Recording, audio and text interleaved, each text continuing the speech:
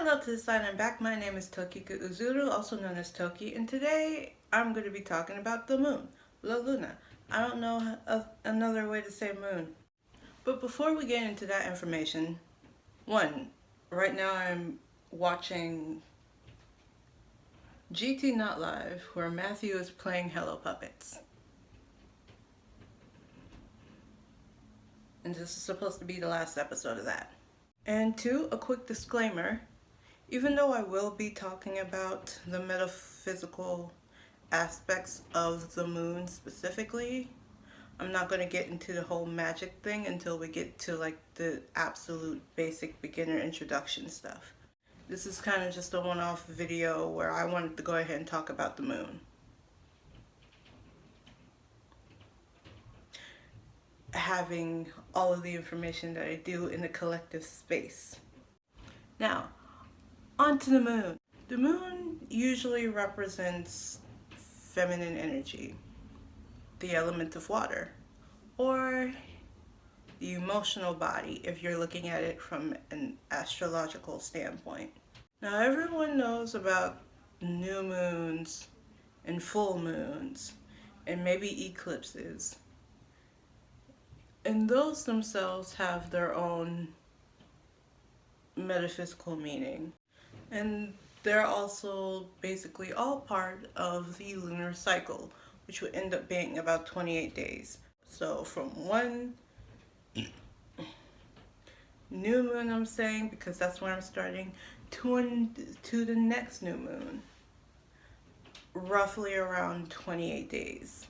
And the way that I think of the moon, the lunar cycle itself, is like a glass or a cup of water. New moon, where you can't see the moon at all. The glass is empty. It has so much potential. Full moon, the glass is full. If there's anything else that you want to add, you might have to go ahead and get rid of some stuff. But then you end up having the in-between phases. Waxing, which would be between the first new moon and the full moon, and waning, which would end up being from the full moon to the next new moon. Think of the waxing moons as filling the glass up with water, and the waning moons as emptying the glass of the water. But then you end up having eclipses, which is basically when the sun and the moon are in the same spot in the sky, where they end up overlapping at some point. And with eclipses, you have two different types. There's the solar eclipse, which is basically a new moon, but on steroids. And there's a lunar eclipse, which is a full moon on steroids. And even with full moons, you end up having a red moon or a blood moon, which is basically when the moon is completely covering the sun. It ends up looking a bit of a red color. Then there's also blue moon, which just means second full moon in a month.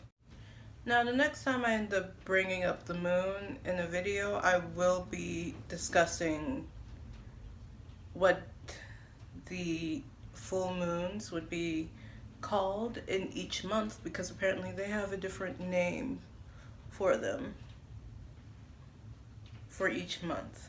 But in the meantime, I will be doing my stereotypical YouTuber outro, where I, as a stereotypical YouTuber, will ask you to do the following. If you want to go ahead and learn more about the moon specifically, or want to go ahead and just be ready for the next magic video or metaphysical video that I put out, be sure to like, share, subscribe, hit the notification bell so you can be notified of when I post, and comment down below anything else that you would like to go ahead and know about, specifically spiritual paths, what witchcraft itself is, or pretty much any type of metaphysical property video that I could try to make. Hopefully it won't be as short as this was. I've been your host Toki, saying Toki out.